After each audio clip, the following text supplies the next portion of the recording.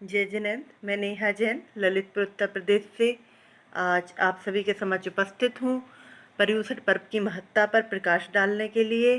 पर्युषण पर्व यानी एक आध्यात्मिक दिवाली। पर्युषण पर्व के जो 10 धर्म हैं वह हमें शिक्षा देते हैं कि किस तरह हम अपने जीवन को सुधार सकते हैं, तो उन्हीं के बारे में मैं आज आपसे चर्चा करूँगी। उत्तम क्षमा। उत्तम क्षमा हमें संदेश देता है कि हमें अपने मन से कसाय को मिटा देना चाहिए और अपने शत्रु को या जिस व्यक्ति को भी हम पसंद नहीं करते हैं, जिसने हमारा अहित किया है, हमें उसे माफ़ कर देना चाहिए। और साथ ही अगर हमसे कोई गलती हुई है तो हमें उसके लिए भी माफ़ी सामने वाले व्यक्ति से मांगनी चाहिए और समता का भाव रखकर अपने हृदय से कसाय को ख़त्म कर देना चाहिए। इसके बाद उत्तम मार्दव, जिसका संदेश है कि हमें अपने व्यवहार में कोमल और मधुर होना चाहिए। हमारा व्यवहार अहंकार से पूर्ण ना हो, सरल व्यवहार हम रखें अपना। उसके बाद उत्तम आर्जव।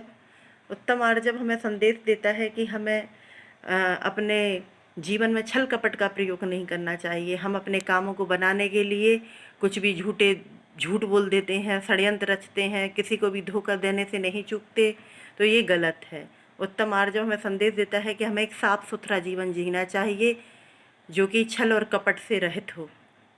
उसके बाद उत्तम सत्य। उत्तम सत्य, आप जानते होंगे कि सत्य की क्या महिमा है। असत्य बोलने से हमारे पाप कर्मों में बढ़ोतरी होती है और हमें अपने जीवन के सत्य और वास्तविकता को भी स्वीकार करना चाहिए।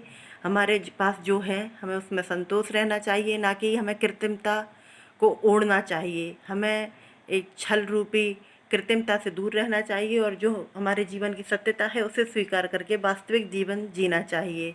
हम मुर्दा व्यक्ति को तो सत्य का एहसास कराते हैं। हम कहते हैं जब वो मर जाता है, राम नाम सत्य है, अरहंत सत्य है।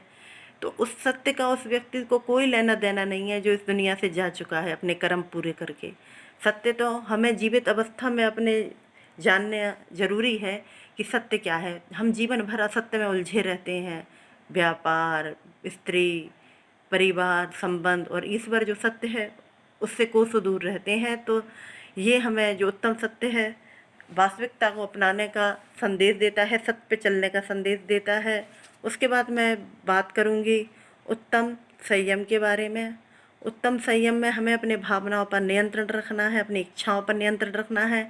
हमें अपनी आवश्यकता को आगे रखना है, ना कि अपनी आकांक्षाओं को। हमें अपनी आवश्यकताओं के हिसाब से ही अपने जीवन को आगे बढ़ाना है और बेवजह की इच्छाओं पर नियंत्रण रखना है, अपने लालच पर नियंत्रण रखना है, अपने क्रोध पर नियंत्रण रखना है। हमें संयम रखना है अपने जीवन में।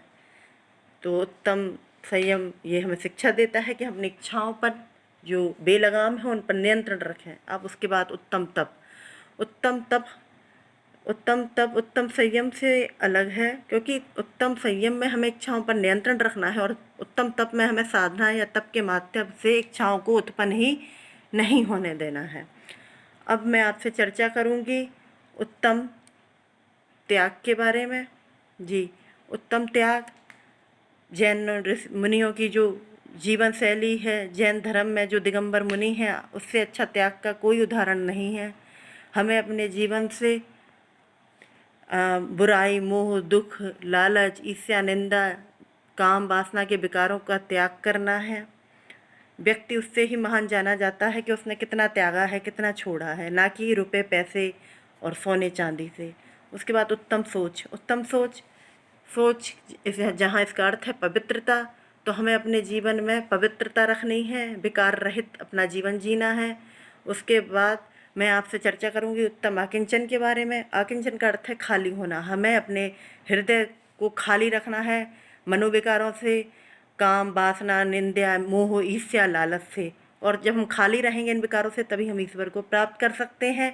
अब उसके बाद मैं चर्चा करूंगी उत्तम अब्रह्मचर्य की। ब्रह्मचर्य एक सात्विक जीवन जिए हम, भोग विलासिता से रहित। और ये जो ब्रह्मचार्य है ये सिर्फ दैहिक रूप से ना होकर आंतरिक और हृदय से हो। हम ब्रह्मचार्य में हृदय से हमारे इच्छाओं पर और दिमाग पर नियंत्रण हो और रेशमी बिस्तरों का त्याग करके हम एक चटाई पर सोएं।